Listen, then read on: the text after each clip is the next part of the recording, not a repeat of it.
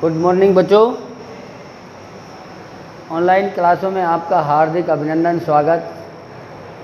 आज के इस वीडियो में हम हिंदी ग्रामर के टॉपिक संज्ञा नाउन को पढ़ने जा रहे हैं। इससे पहले के वीडियो में हमने आपको शब्द विचार का टॉपिक पूरा कराया था। अब हम विकारी शब्दों को पढ़ने जा रहे हैं। इनमें पहला टॉपिक है नाउन, संज्ञा। देखिए, संज्ञा का शाब्दिक अर्थ होता है नाम। संज्ञा का शाब्दिक अर्थ क्या होता है? नाम होता है। जितने भी नाम हैं वो सब संज्ञा के अंतर्गत आते हैं, चाहे वो व्यक्तियों के नाम हो, वस्तुओं के नाम हो, पदार्थों के नाम हो। ये सभी नाम संज्ञा के अंतर्गत आते हैं। तो इस प्रकार से जो संज्ञा की डेफिनेशन है, जो परिभाषा है, वो इस प्रकार बनेगी कि किसी व्यक्ति, प्राणी, वस्तु, स्थान, पदार्थ और भाव के नाम को संज्ञा कहते हैं। जितने भी व्यक्ति हैं उन सभी के नाम हैं वो नाउन में आते हैं, संज्ञा में आते हैं। जितने भी प्राणी हैं, जीवधारी, पशु, पक्षी, जो चीज़ें हैं वो सभी किस में आते हैं? नाउन में आते हैं, नाउन। और वस्तु, स्थान, पदार्थ और भाव के नाम को क्या कहते हैं? नाउन कहते हैं। संज्ञा कहते हैं तो सभी वस्तुओं के नाम, सभी स्थानों के नाम, पदार्थों के नाम, ये सभी किसके अंतर्गत आते हैं? नाउन के अंतर्गत आते हैं, संज्ञा के अंतर्गत आते हैं। जैसे देखिए, मोहन व्यक्ति का नाम है, सोहन व्यक्ति का नाम है, कुर्सी वस्तु का नाम है, लक्ष्मणगढ़ स्थान का नाम है, पशु एक प्राणी का नाम है, फल सारे फल वस्तु का नाम है, सच्चाई, खटास, ये सारे जो नेम हैं ये नाउन के अंतर्गत आते हैं। इन्हें क्या कहते हैं? संज्ञा कहते हैं। तो संज्ञा में सबसे पहले आपने जो प्यारे बच्चों जाना है वो है नाउन। नाम, सभी नाम किसमें हैं? संज्ञा के अंतर्गत हैं। जितने भी नाम हैं, चाहे वो व्यक्तियों के नाम हो, पदार्थों के नाम हो, स्थानों के नाम हो, प्राणियों के नाम हो, गुण, दोष, दशा, अवस्था के नाम हो, ये सारे किसके अंतर्गत आते हैं? नाउन के अंतर्गत आते हैं। इस तरह से प्यारे बच्चों, नाउन की डेफिनेशन आपने जानी। अब नाउन के भेद, काइंड्स, प्रकार, संज्ञा के भेद, नाउन के काइंड्स, संज्ञा के भेद कितने होते हैं? थर्ड होते हैं, 3 होते हैं, 3 होते हैं। कौन कौन से होते हैं? 3, 1, 2 और ये 3। नंबर पहला व्यक्तिवाचक संज्ञा, नंबर सेकंड जातिवाचक संज्ञा, नंबर थर्ड भाववाचक संज्ञा। तो संज्ञा के कितने भेद होते हैं? 3 होते हैं। पहला व्यक्तिवाचक संज्ञा, दूसरा जातिवाचक संज्ञा और तीसरा भाववाचक संज्ञा। तो इस तरह से संज्ञा के भेद बच्चों कितने हो गए? 3 हो गए, जिसमें पहला हमारा है व्यक्तिवाचक संज्ञा।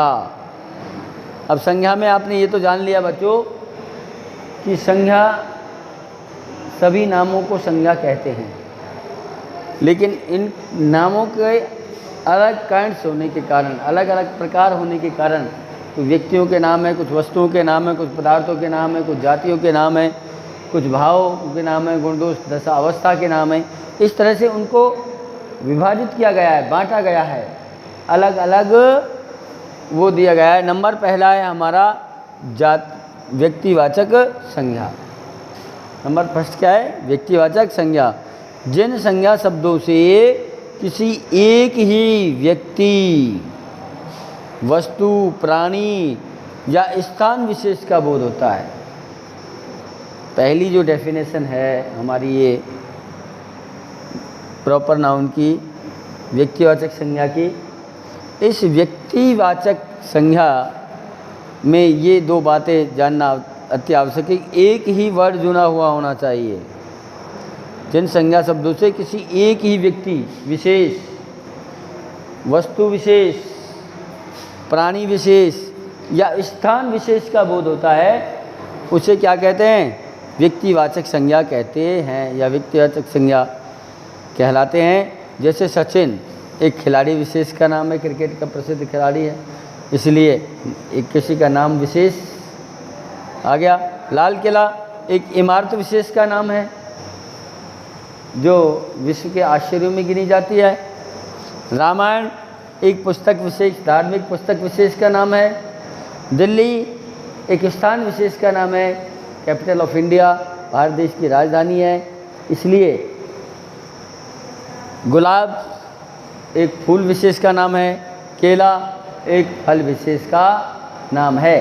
तो इस तरह से प्यारे बच्चों, व्यक्तिवाचक संज्ञा में हमने जाना कि इसमें किसी एक ही व्यक्ति विशेष, वस्तु विशेष, प्राणी विशेष या स्थान विशेष का बोध होता है।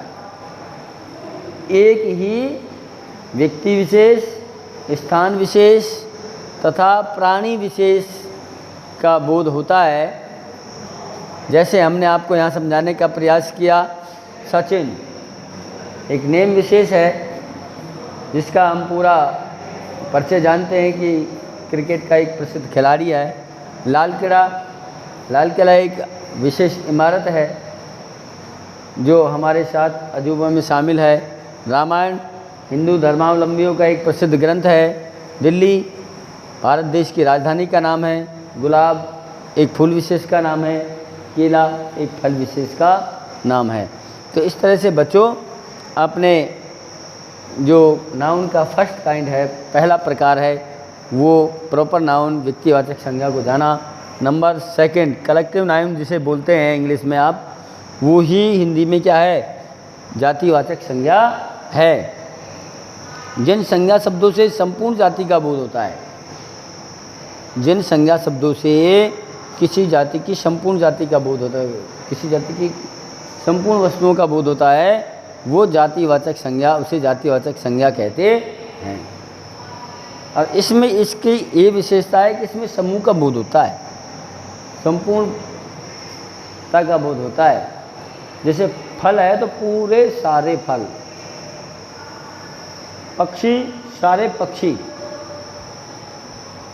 मनुष्य सारे मनुष्य, पर्वत सारे पर्वत,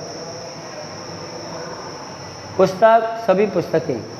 तो इस तरह से इसमें किसका बोध होता है? संपूर्ण जाति का बोध होता है। जैसे यहाँ देखिए, जैसे में हमने लिखा है फल, फूल, लड़का, कौआ, मनुष्य, गाय, ये सभी ऐसी चीज़ें हैं जो अपनी संपूर्ण जाति का बोध कराते हैं। पूरे सारे फल, चाहे उसमें केला हो, संतरा हो, नारंगी हो, सारे फल, फूल सभी तरह के फूल, लड़का सारे लड़के, है ना, ये सभी बोध कराते हैं। कौआ पूरे कौआ का बोध, मनुष्य सारे मनुष्य, गाय सभी गायें। और नंबर लास्ट है अब इसका जो काइंड्स, वो है भाववाचक संज्ञा। भाववाचक संज्ञा जिन संज्ञा शब्दों से किसी भाव, गुण, धर्म, दोष, अवस्था, व्यापार आदि का बोध होता है, उसे भाववाचक संज्ञा कहते हैं। किसी भाव, गुण, दशा, अवस्था आदि का बोध होता है, उसे भाववाचक संज्ञा कहते हैं।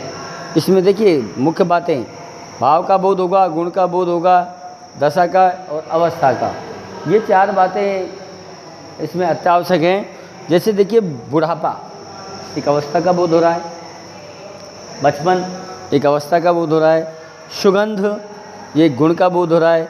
मिठास, उसके गुण का बोध हो रहा है। ईमानदारी, ये भी एक गुण का बोध हो रहा है।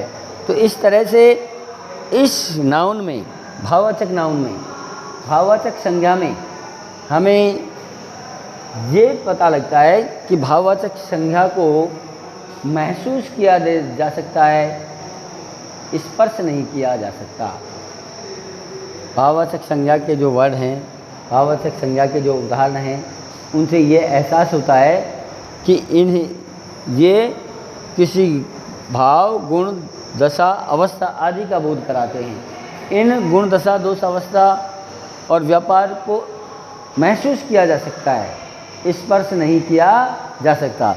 इस तरह से प्यारे बच्चों, आज आपने जो हिंदी ग्रामर के अंतर्गत टॉपिक जो पढ़ा है वो है नाउन, और नाउन की डेफिनेशन आपने जानी। डेफिनेशन के बाद काइंड्स जाने।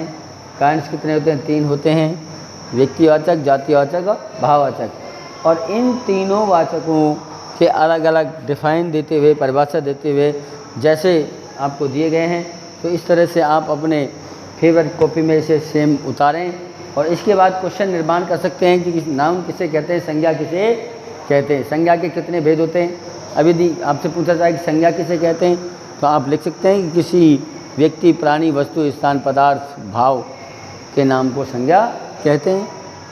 जैसे आप दे सकते हैं संज्ञा के काइंड्स कितने होते हैं, प्रकार कितने होते हैं, तो प्रकार आप बता सकते हैं कि संज्ञा के 3 भेद होते हैं, उनके नाम लिखिए, तो नाम आप लिख सकते हैं। अब आप यदि क्वेश्चन आगे और बनता है कि व्यक्तिवाचक संज्ञा किसे कहते हैं, तो व्यक्तिवाचक संज्ञा को भी आप समझा सकते हैं कि जिन संज्ञा शब्दों से किसी एक ही व्यक्ति विशेष, स्थान विशेष, प्राणी विशेष का बोध होता है, व्यक्तिवाचक संज्ञा कहलाते हैं। जैसे आप यहाँ से ले सकते हैं। इस तरह से आप इसमें कम से कम 3 क्वेश्चनों का निर्माण करें। नंबर पहला मैं बोल रहा हूँ, संज्ञा किसे कहते हैं, उसके कितने भेद होते हैं। एक पहला क्वेश्चन तो ये रहेगा। दूसरा क्वेश्चन ये रहेगा कि संज्ञा के भेद कितने होते हैं, तो आप लिख सकते हैं कि संज्ञा के 3 भेद होते हैं। नाम लिखिए, व्यक्तिवाचक संज्ञा, जातिवाचक संज्ञा और भाववाचक संज्ञा। नंबर 3 क्वेश्चन है वो व्यक्तिवाचक संज्ञा को परिभाषित करते हुए स्पष्ट कीजिए। तो इसका आप यहाँ से आंसर लिख सकते हैं कि जिन संज्ञा शब्दों से किसी एक ही व्यक्ति विशेष, स्थान विशेष, प्राणी विशेष का बोध होता है वो व्यक्तिवाचक संज्ञा कहलाते हैं। और जैसे सचिन, लाल किला, रामायण, दिल्ली, गुलाब आदि। तो इस प्रकार से प्यारे बच्चों, आज के वीडियो में सिर्फ इतना ही। बाकी अगले टॉपिक के साथ अगले वीडियो में फिर मिलेंगे। धन्यवाद।